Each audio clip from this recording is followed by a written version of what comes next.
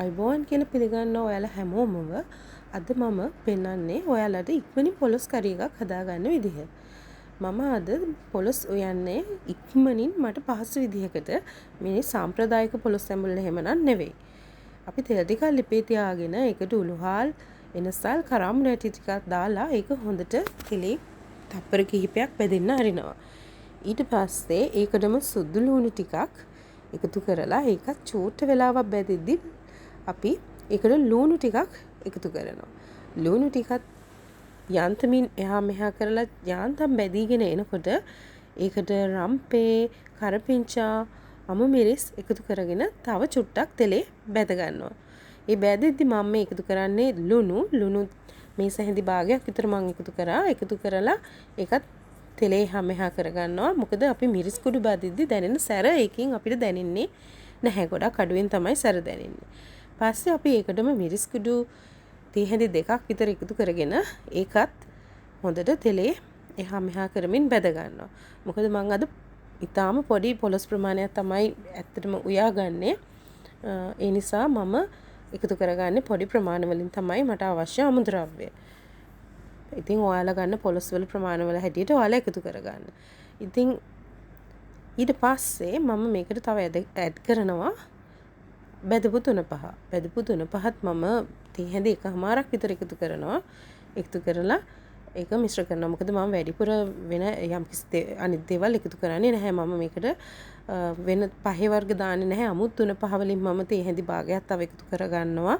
පොලොස් කරේක ඉදෙනකොට ඒ ඇරෙන මම වෙන මුකුත් ආපහු එකතු කරන්නේ නැහැ. පස්සේ පොලොස් කෑලි ටික දානවා. මේ ෆ්‍රෝසන් පොලොස් ඇත්තටම ෆ්‍රෙෂ් පොලොස් එහෙම නෙවෙයි.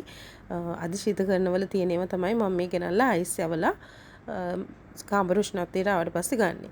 මම ඊට පස්සේ සියඹලා කරල් කැබල්ලකුත් මේකටම එකතු කරගන්නවා. මොකද සියඹලා වලින් තමයි මම අද පොලොස් එක උයන්නේ. වෙනදට මම ගොරක වලින් තමයි පොලොස් හදන්නේ. මට අද වෙනසකටත් එක්ක හිතුණා සියඹලා දාලා පොලොස් එක හදලා බලන්න.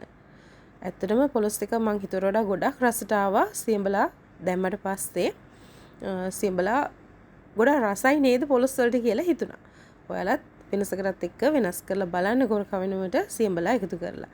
දැන් මේක හොඳට මං කලවම් කරගත්තට පස්සේ මම මෙතනදී මට රෙකෝඩ් වෙලා නැහැ කහ ටිකකුයි අමුතුන පහ තේ කාලකුයි කාලක් භාගයක් වගේ වෙන්න දාලා කුරුඳු කැබැල්ලකුත් එකතු කරගත්තා. ඒක ඇත්තටම රෙකෝඩ් වෙලා නැහැ.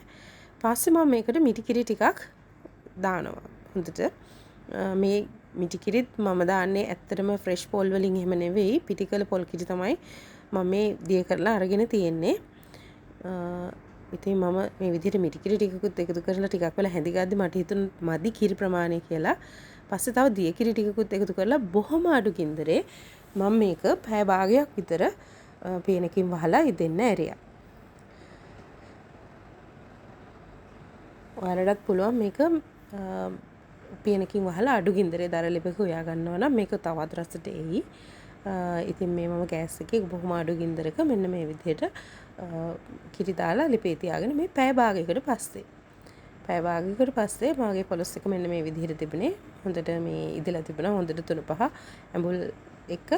දැන් ඉතින් තියෙන්නේ පාන්, රොටි, බත් එක රස බලන්න තමයි. ඇත්තටම ගොඩක් රසවත් පොලොස් කරයක් ඔයාලත් try කරලා බලන්න. පහසුවෙන් හදාගන්න පුළුවන් ක්‍රමයක් මේ.